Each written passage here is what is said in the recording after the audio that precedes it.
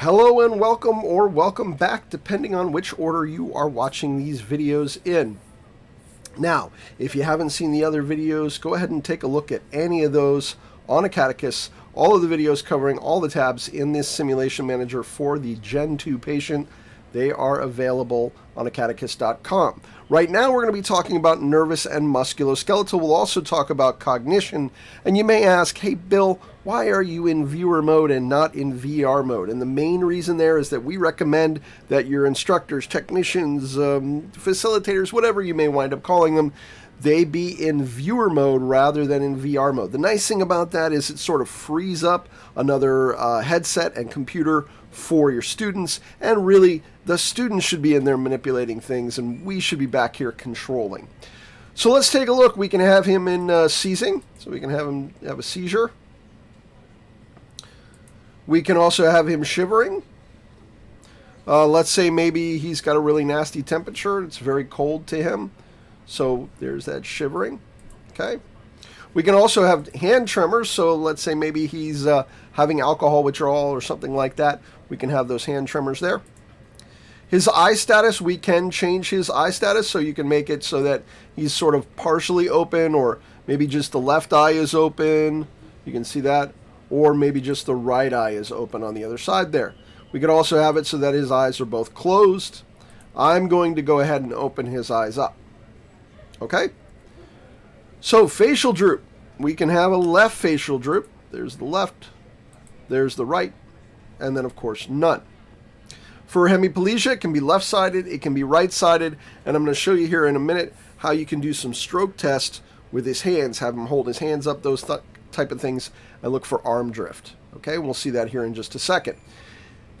His eyes, you can now have them dilated, you can have them default, you can have them constricted, you can kind of go through whatever you think would work best for your scenario, or you can use the Acadicus scenarios. And then how they respond. Do they respond briskly? Do they respond sluggishly? Or is there no reaction at all? Strength tests, so we can have him raise both of his arms, and we can decide whether or not we want to drift, right? So have him raise both of his arms, and then watch that left arm will start to drift. There it is. Left arm starting to drift down. Now you can tell him, hey, you need to close your eyes when you do this. So there you go. You can close your eyes. And there's your left drift, okay? And then, of course, back to bilateral. You could have him raise left arm only, right arm only, and then, again, you get to choose what drift you think will work best for you.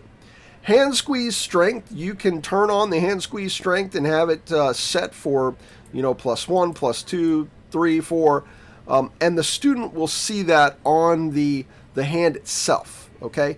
And so when you have the hand squeeze, you have him do his hand squeeze, you can see that that's set to 0. You can now see that there's a little marker that's telling them exactly how much it is, okay?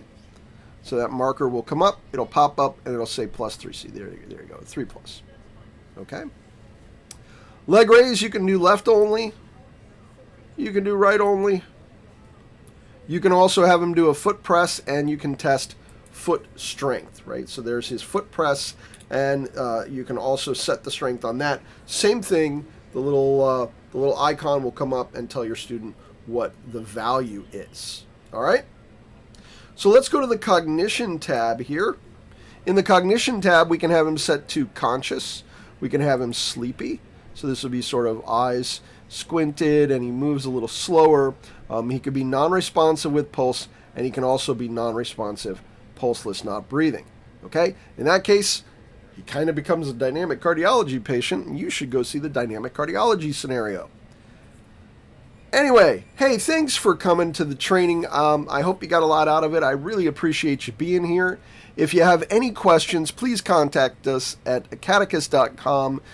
You can ask specifically to speak to me, Bill Ballo, if you'd like, or whatever. If you need help, we're always here to help you.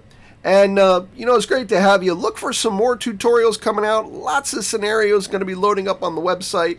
Thank you so much for coming. All the best. See you on the next one.